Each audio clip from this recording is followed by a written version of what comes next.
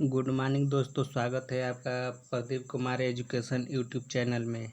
आज हम लोग मूल कर्तव्य और कार्यपालिका शक्ति मतलब राष्ट्रपति और मूल कर्तव्य के कुछ महत्वपूर्ण क्वेश्चन हल करेंगे। ठीक है। अब तक अगर आपने हमारे यूट्यूब चैनल को सब्सक्राइब नहीं किया है तो चैनल को सब्सक्राइब कर लें, लाइक करें और शेयर करें। चलिए दोस्तों, हम प्रश्न की ओर देखते हैं, हल करते हैं। पहला प्रश्न है, निम्न में से किस कमेटी आयोग ने संविधान में मूल कर्तव्यों को सम्मिलित करने हेतु संस्तुति की थी? मतलब किस कमेटी ने इस मूल कर्तव्य को सम्मिलित संविधान में सम्मिलित किया था? ऑप्शन ए स्वर्ण सिंह समिति ने, option B Ashok Mehta committee, option C Balram Jakhar committee, option D Sarkaria आयोग ने। तो इसका सही आंसर होगा ऑप्शन ए स्वर्ण सिंह कमेटी ने। इसका सही आंसर होगा स्वर्ण सिंह कमेटी ने इसे मूल कर्तव्य को भारत के संविधान में संशोधन करके 42वां संविधान संशोधन 1976 के तहत इसे भारत के संविधान में जोड़ा गया है। यह रूस के संविधान से ली गई है। ठीक है, अगला प्रश्न देखते हैं। किस संशोधन द्वारा भारत संविधान में नागरिकों के मूल कर्तव्यों को शामिल किया गया है? ऑप्शन ए 42वां संविधान संशोधन, ऑप्शन बी 56वां संविधान संशोधन, ऑप्शन सी 73वां संविधान संशोधन, ऑप्शन डी 58वां संविधान संशोधन। तो इसका सही आंसर होगा ऑप्शन ए 42 संविधान संशोधन के तहत। अभी हम इस प्रश्न के बारे में आपको पहले ही बता दिए थे कि 42वां संविधान संशोधन 1976 में स्वर्ण सिंह कमेटी के द्वारा रूस के संविधान से इसे भारत के संविधान में जोड़ा गया, जो भाग 4 क में है, अनुच्छेद 51 क में दिया गया है। ठीक है, अगला प्रश्न देखते हैं। भारत की प्रभुत्व, एकता और अखंडता की रक्षा करने और उसे अक्षुण्ण रखने के मूल कर्तव्य को किस स्थान पर रखा गया है? ठीक है, मैंने कहने का मतलब भारत की प्रभुत्व, एकता और अखंडता की रक्षा करने और उसे अक्षुण्ण रखने के मूल कर्तव्य को किस स्थान पर रखा गया है, मैंने मूल कर्तव्य के किस नंबर में रखा गया है? ऑप्शन है चौथा, ऑप्शन बी पहला, ऑप्शन सी दूसरा, ऑप्शन डी तीसरा। दोस्तों इसका आंसर बताइए। तो इसका सही आंसर होगा ऑप्शन डी तीसरा। भारत की जैसे मान के भारत की रक्षा करना, भारत की एकता और अखंडता की रक्षा करने के लिए अक्षुण्ण रखने के लिए मूल कर्तव्य में भारत के संविधान भाग 4 क अनुच्छेद 51 क के तहत तीसरे स्थान में उपखंड ग में इसको रखा गया है। ठीक है, इसका आंसर डी होगा, देख लीजिएगा। अगला प्रश्न देखते हैं। भारत संविधान के किस अनुच्छेद में 42वें संविधान संशोधन विधेयक द्वारा मूल कर्तव्यों को सम्मिलित किया गया है? मैंने कहने का मतलब कि 42वें संविधान संशोधन करके मूल कर्तव्य को किस अनुच्छेद में रखा गया है? ठीक है, तो इसका ऑप्शन है ऑप्शन ए अनुच्छेद 50 में, ऑप्शन बी अनुच्छेद 51A में, ऑप्शन सी अनुच्छेद 52 में, ऑप्शन डी अनुच्छेद 53 में। तो दोस्तों इसका सही आंसर होगा ऑप्शन बी अनुच्छेद 51A में। ठीक है, अगला प्रश्न देखते हैं। संविधान में मौलिक कर्तव्यों को कब सम्मिलित किया गया था? ठीक, ये पूछे गए सब प्रश्न है, सब RS UPPCS IS के सब पूछे गए प्रश्न हैं, हर साल ये पूछे जाते हैं। तो क्वेश्चन का कहना है कि संविधान में मूल कर्तव्य को कब सम्मिलित किया गया था? ऑप्शन है 1976 में, ऑप्शन बी 1979 में, ऑप्शन सी 1975 में, ऑप्शन डी 1978 में। तो इसका सही आंसर होगा ऑप्शन ए 1976 में। 42वां संविधान संशोधन अधिनियम 1976 में जोड़ा गया था। अगला प्रश्न देखते हैं। भारत के संविधान के किस भाग में मौलिक कर्तव्य का उल्लेख मिलता है, चाहे उल्लेखित है? भारत के संविधान के किस भाग में मौलिक कर्तव्य उल्लेखित है? ऑप्शन ए भाग 3 में, ऑप्शन बी भाग 4 में, ऑप्शन सी भाग 4A में, ऑप्शन डी भाग 6। तो इसका सही आंसर होगा ऑप्शन सी भाग 4A में उल्लेखित है। ठीक है, अगला प्रश्न देखते हैं। किस संविधान संशोधन द्वारा भारतीय नागरिक के लिए 10 मूल कर्तव्य संविधान में जोड़े गए थे? जब देखिए इसका किस संविधान संशोधन द्वारा भारतीय नागरिकों के लिए 10 मूल कर्तव्य संविधान में जोड़े गए हैं? ठीक, option A 24, option B 38, option C 42वें, ऑप्शन सी 44 है, ऑप्शन डी 42वें। तो इसका सही आंसर होगा ऑप्शन डी 42वें संविधान संशोधन। भारत के संविधान में 42वां संविधान संशोधन 1976 सरदार स्वर्ण सिंह समिति कमेटी के तहत 10 मूल कर्तव्य जोड़े गया था। लेकिन सरदार स्वर्ण सिंह समिति ने इस संविधान के मूल कर्तव्य में 8 कर्तव्य जोड़ने को कहा गया था, लेकिन 42वें संविधान संशोधन के तहत तो इसमें 10 मूल कर्तव्य जोड़े गए। अगला प्रश्न देखते हैं। निम्न में से किस एक का संरक्षण भारतीय नागरिक का मूल कर्तव्य नहीं है? ठीक है, कहने का मतलब निम्न में से किस एक का संरक्षण भारतीय नागरिक का मूल कर्तव्य नहीं है, जो भारत के लोगों का मूल कर्तव्य नहीं है, इसमें से देखना है। Option A gram panchayat, option B राष्ट्रीय ध्वज, ऑप्शन सी अनुसूचित जाति अनुसूचित जनजाति, ठीक, ऑप्शन डी वन्य जीव प्राणी। तो इसका कौन सा आंसर सही होगा? तो इसका सही आंसर होगा ऑप्शन डी। ठीक है दोस्तों, इसका सही आंसर होगा ऑप्शन डी वन्य जीव अभयारण्य। जो आपका अनुच्छेद 51 है उसके तहत मूल कर्तव्यों में वन्य जीवों का संरक्षण का शामिल है, मतलब इस शामिल किया गया है। शामिल पूछा है ना कि शामिल है, हाँ मतलब वन्य जीव अभयारण्य शामिल है। ठीक, इनमें राष्ट्रीय ध्वज का भी उल्लेख है, परंतु उसका आदर करने की बात कही गई है। ठीक, न कि संरक्षण। ग्राम पंचायत की बात कही गई है, इसका भी कहा गया है, इसका भी कहा गया है। ठीक, और इसका भी कहा गया है। ये सब मूल कर्तव्य हैं, लेकिन इनका उल्लेख नहीं है। ठीक है, ये राष्ट्र ध्वज है तो इसका आदर करने की बात कही है, संरक्षण की बात नहीं की है। संरक्षण मतलब सुरक्षित रखना। लोग इसको बस इसका आदर करते हैं, सुरक्षित नहीं करते। वैसे ग्राम पंचायत का है, वैसे ही राष्ट्र ध्वज का है, इसके और ये है संरक्षण मतलब देखभाल करने की बात कही, वन्य जीव प्राणी की। अगला प्रश्न देखते हैं। निम्न में से कौन भारतीय गणतंत्र का प्रमुख होता है? ठीक है, निम्न में से कौन भारतीय गणतंत्र का प्रमुख होता है? ऑप्शन ए भारत का राष्ट्रपति, ऑप्शन बी भारत का प्रधानमंत्री, ऑप्शन सी मंत्रिमंडल, ऑप्शन डी राजनीतिक प्रमुख मंत्रिपरिषद। तो इसका सही आंसर होगा ऑप्शन ए भारत का राष्ट्रपति। भारत गणराज्य है, इसका तात्पर्य है कि भारत का राष्ट्राध्यक्ष निर्वाचन होगा, न कि वंशानुगत। जैसे राजा का बेटा राजा बनेगा, ऐसा हमारे देश में नहीं है। यहाँ पे लोगों के द्वारा मतलब यहाँ पे चुनाव होता है, छोटे से लेके बड़े स्तर तक। भारतीय गणतंत्र का प्रमुख या राष्ट्रीय अध्यक्ष राष्ट्रपति होता है।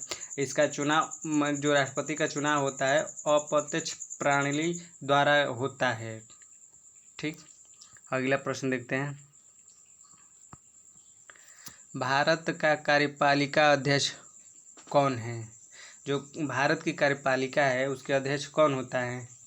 ठीक है, ऑप्शन ए राष्ट्रपति, ऑप्शन बी प्रधानमंत्री, ऑप्शन सी विरोधी दल के नेता, ऑप्शन डी भारत सरकार के मुख्य सचिव।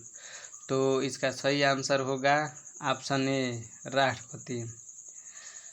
अनुच्छेद 53(1) के अनुसार जो संघ की कार्यपालिका शक्ति जो होती है वो राष्ट्रपति में निहित होती है, जिसका प्रयोग वह इस संविधान के अनुसार स्वयं या अपने अधीनस्थ अधिकारियों के द्वारा करेगा। इस प्रकार भारतीय संघ का कार्यपालिका अध्यक्ष राष्ट्रपति को माना जाता है। ठीक है, अगला प्रश्न देखते हैं। प्रधानमंत्री की नियुक्ति तो राष्ट्रपति करता है, जानते हैं 75(1) में कहा गया है। अगला प्रश्न देखते हैं। संविधान के निम्नलिखित अनुच्छेदों में से किस एक के अंतर्गत संघ की कार्यपालिका शक्ति राष्ट्रपति में निहित होती है? ठीक, ये सब यूपीपीसी 2010 का पूछा हुआ मेंस का क्वेश्चन है। तो संविधान के निम्नलिखित अनुच्छेदों में से किस एक के अंतर्गत संघ की कार्यपालिका शक्ति या राष्ट्रपति में निहित होती है? ऑप्शन ए अनुच्छेद 51, ऑप्शन बी अनुच्छेद 52, ऑप्शन सी अनुच्छेद 53, ऑप्शन डी अनुच्छेद 54। तो इसका सही आंसर होगा ऑप्शन सी अनुच्छेद 53। अनुच्छेद 53 में इसका राष्ट्रपति की कार्यपालिका की शक्ति राष्ट्रपति में निहित होते हैं, इसका उल्लेख अनुच्छेद 53 में दिया गया है। ठीक, अगला प्रश्न देखते हैं। भारतीय संविधान में समस्त कार्यपालिका शक्तियाँ निहित होती है। फिर वही एकदम सेम टू सेम, बस थोड़ा थोड़ा क्वेश्चन में डिफरेंस, हल्का हल्का अंतर है। सेम वही क्वेश्चन, कहने का तात्पर्य वही, बस उसको थोड़ा घुमा के पूछा गया है। तो भारतीय संविधान में समस्त कार्यपालिका शक्तियाँ निहित होती हैं। पहला प्रधानमंत्री में, दूसरा मंत्रिपरिषद में, तीसरा राष्ट्रपति में, चौथा संसद में। तो इसका सही आंसर होगा ऑप्शन सी राष्ट्रपति में निहित होती है। अनुच्छेद 53 अभी हम बताए हैं, अनुच्छेद 53(1) के तहत राष्ट्र कार्यपालिका शक्ति राष्ट्रपति में निहित होती है। अगला प्रश्न देखते हैं। भारत में राष्ट्रपति का निर्वाचन किस प्रकार होता है? ठीक, भारत में राष्ट्रपति का निर्वाचन किस प्रकार होता है? ऑप्शन ए प्रत्यक्ष रूप से, ऑप्शन बी राज्यसभा के सदस्यों द्वारा, ऑप्शन सी लोकसभा के सदस्यों द्वारा, ऑप्शन डी अप्रत्यक्ष मतदान द्वारा। ठीक, तो इसका सही आंसर होगा, यहाँ तो राज्यसभा के निर्वाचित सदस्य भी होते हैं और लोकसभा के निर्वाचित सदस्य होते हैं। इसमें तो दोनों सही होना चाहिए, दोनों ही इसका सही होगा। राष्ट्रपति के निर्वाचन में राज्यसभा के निर्वाचित सदस्य होते हैं और लोकसभा के निर्वाचित सदस्य। नो सॉरी मिस्टेक नहीं मिस्टेक हो गया, सॉरी, एक मिनट, सॉरी, हम गलत क्वेश्चन पढ़ लिए हैं, वो क्वेश्चन गलत पढ़ लिया। भारत में राष्ट्रपति का निर्वाचन किस प्रकार होता है, मतलब प्रकार पूछ रहा है, किस प्रकार होता है। तो इसका प्रत्यक्ष रूप से तो होता नहीं है, राज्यसभा के सदस्य द्वारा होता है, लेकिन निर्वाचित अगर कह देता तब माना जाता है, लोकसभा के निर्वाचित सदस्य होते हैं। तो इसका सही आंसर होगा ऑप्शन डी अप्रत्यक्ष मतदान से होता है। ठीक है, अगला प्रश्न देखते हैं। भारतीय संविधान के 70वें संशोधन द्वारा भारत के राष्ट्रपति के चुनाव में जिन 2 केंद्र शासित प्रदेशों को भाग लेने का अधिकार दिया गया वे हैं। भारत संविधान के 70वें संशोधन द्वारा भारत के राष्ट्रपति के चुनाव में जिन 2 केंद्र शासित प्रदेशों को भाग लेने का अधिकार दिया गया वो हैं। ऑप्शन ए दिल्ली तथा चंडीगढ़, ऑप्शन बी दिल्ली तथा पौंडीचेरी, ऑप्शन सी दिल्ली तथा दमन एवं दीव, ऑप्शन डी चंडीगढ़ तथा पौंडीचेरी। तो इसका सही आंसर होगा ऑप्शन बी दिल्ली तथा पौंडीचेरी। ठीक है, अगला प्रश्न देखते हैं। और अच्छा इसके बारे में हम आप लोगों को कुछ बता देते हैं।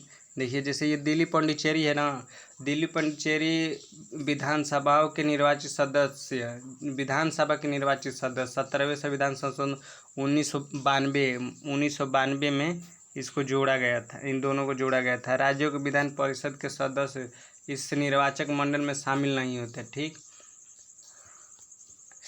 चल अगला देखते हैं।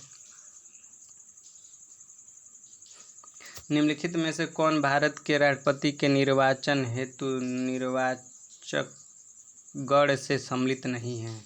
ठीक है,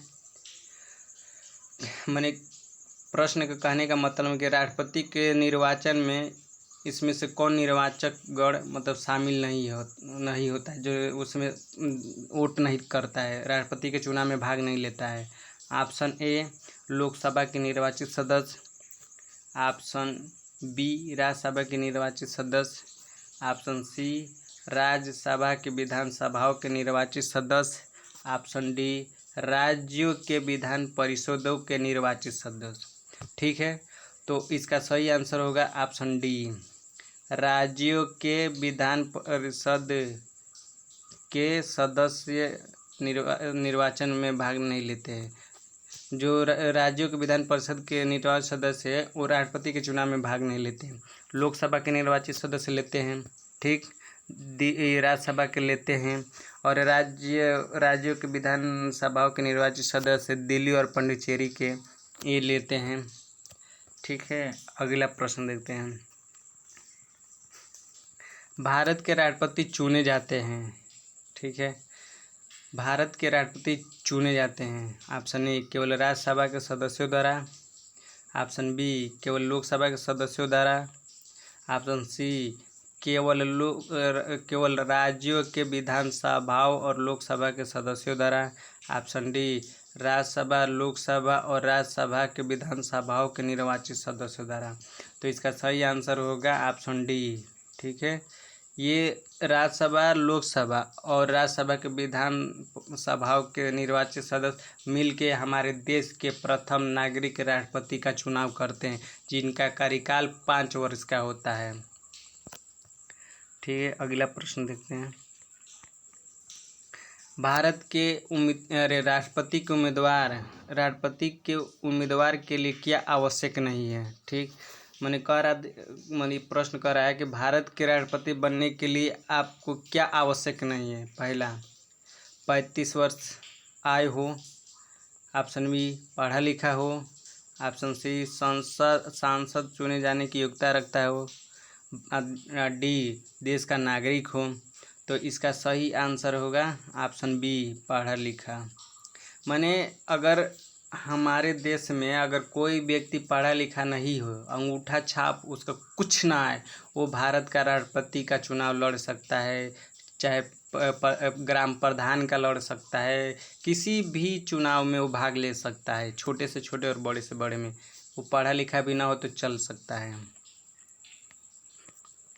अगला प्रश्न देखते हैं। भारत का राष्ट्रपति अपना त्याग पत्र किसको सौंपता है? ठीक है, ऑप्शन ए लोकसभा के अध्यक्ष को, ऑप्शन बी भारत के उपराष्ट्रपति को, ऑप्शन सी भारत के मुख्य न्यायाधीश को, ऑप्शन डी भारत के प्रधानमंत्री को। तो इसका सही आंसर कौन सा होगा? कह रहा है कि भारत का राष्ट्रपति अपना त्याग पत्र किसको सौंपता है। तो भारत के उपराष्ट्रपति हैं उनको राष्ट्रपति अपना त्याग पत्र देता है। ठीक है, अनुच्छेद 56(1) जो आपका अनुच्छेद 56(1) के अनुसार माने आपका भारत का राष्ट्रपति अपना त्याग पत्र उपराष्ट्रपति को संबोधित कर देता है, और उपराष्ट्रपति इसका सूचना जो आपके लोकसभा के अध्यक्ष होते हैं उसको इसकी सूचना तुरंत दे कि राष्ट्रपति अपना त्याग पत्र दे रहे हैं। ये अनुच्छेद 56(2) में कहा गया है, इस बात का उल्लेख है। ठीक, इसका ऑप्शन बी सही होगा, भारत के उपराष्ट्रपति को अपना त्याग पत्र देता है। अगला प्रश्न देखते हैं। भारत के राष्ट्रपति को उसके पद से हटाया जा सकता है। ठीक है, भारत के राष्ट्रपति को उसके पद से हटाया जा सकता है। ऑप्शन ए भारत के प्रधानमंत्री द्वारा, ऑप्शन बी लोकसभा के सदस्य द्वारा, ऑप्शन सी भारत के मुख्य न्यायाधीश द्वारा, ऑप्शन डी संसद द्वारा। तो इसका सही आंसर कौन सा होगा? तो इसका सही आंसर आपका होगा ऑप्शन डी, संसद द्वारा। जो आपका अनुच्छेद 56 के खंड 1 और उसका एक उपखंड होता है ख के अनुसार संविधान का अतिक्रमण करने पर राष्ट्रपति को अनुच्छेद 61 के उपबंधित में चाहे अनुच्छेद 61 के तहत राष्ट्रपति पर महाभियोग चलाने की प्रक्रिया ठीक दी गई है। और रीति से यह संसद द्वारा चलाए गए महाभियोग के माध्यम से इस पद से हटाया जाता है। माने भारत के राष्ट्रपति को हटाने के लिए महाभियोग प्रक्रिया लाई जाती है संसद में, उसके बाद राष्ट्रपति को हटाया जाता है। ठीक, अगला प्रश्न देखते हैं। भारत के राष्ट्रपति को महाभियोग द्वारा हटाने की प्रक्रिया निम्नलिखित में से किस अनुच्छेद में वर्णित है? ठीक, तो अभी हम बताए हैं भारत के राष्ट्रपति को महाभियोग द्वारा हटाने की प्रक्रिया निम्नलिखित में से किस अनुच्छेद में वर्णित है? ऑप्शन ए अनुच्छेद 53, ऑप्शन बी अनुच्छेद 61, ऑप्शन सी अनुच्छेद 74, ऑप्शन डी अनुच्छेद 13। तो इसका सही आंसर होगा अनुच्छेद 61 में। अनुच्छेद 61 के तहत राष्ट्रपति पर महाभियोग प्रक्रिया चलाई जाती है। ठीक, अगला प्रश्न देखते हैं। राष्ट्रपति पर महाभियोग का आरोप संसद के किस सदन द्वारा लगाया जा सकता है? जो भारत के राष्ट्रपति है उनके ऊपर जब महाभियोग लाया जाता है तो संसद के किस सदन द्वारा लाया जा सकता है? ऑप्शन है A Lok Sabha, option B Rajya Sabha, option C संसद के किसी भी सदन द्वारा, ऑप्शन डी उपयुक्त में से किसी के द्वारा नहीं। तो इसका सही आंसर होगा ऑप्शन सी, संसद के किसी सदन द्वारा लाया जा सकता है। या तो राज्यसभा भी ला सकता है, लोकसभा भी ला सकता है। मतलब राष्ट्रपति पर महाभियोग चलाने की प्रक्रिया का वर्णन अनुच्छेद 61 में दिया गया है। ठीक, अनुच्छेद 61(1) के अनुसार राष्ट्रपति पर महाभियोग का आरोप संसद का कोई भी सदन लगाएगा और अनुच्छेद 61(3) में अनुच्छेद 61(3) के अनुसार दूसरा सदन उस आरोप का अन्वेषण करेगा या कराएगा और ऐसे अन्वेषण में राष्ट्रपति को स्वयं उपस्थित होना तथा अपना प्रतिनिधित्व कराने का अधिकार होता है। अगला प्रश्न देखते हैं। भारतीय संविधान के निम्नलिखित अनुच्छेदों में से कौन सा भारतीय राष्ट्रपति के महाभियोग से संबंधित है? ठीक, देखिए भारत संविधान के निम्नलिखित अनुच्छेदों में से कौन सा भारतीय राष्ट्रपति के महाभियोग से संबंधित है? अनुच्छेद ऑप्शन ए अनुच्छेद 39, ऑप्शन बी अनुच्छेद 60, ऑप्शन सी अनुच्छेद 61, ऑप्शन डी उपरोक्त में से कोई नहीं। तो इसका सही आंसर होगा ऑप्शन सी अनुच्छेद 61। ठीक है, अगला प्रश्न देखते हैं। भारत के राष्ट्रपति पर महाभियोग चलाने के लिए कम से कम कितने दिन पूर्व सूचना आवश्यक है?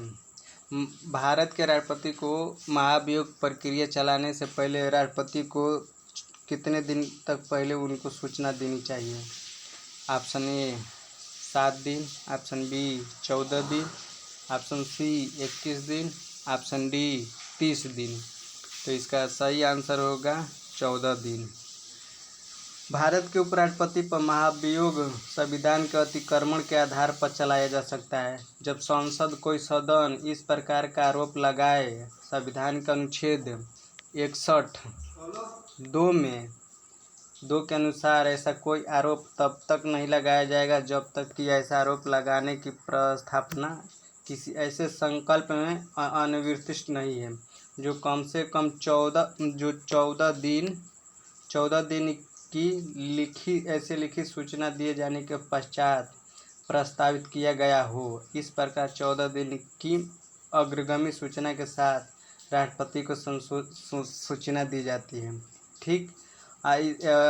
संकल्प पर सदन के कुल सदस्य संख्या के कम से कम 1/4 सदस्य के हस्ताक्षर भी होना चाहिए तथा उस सदन की कुल सदस्य संख्या जितना होती है माने 1/4 होती है। ठीक।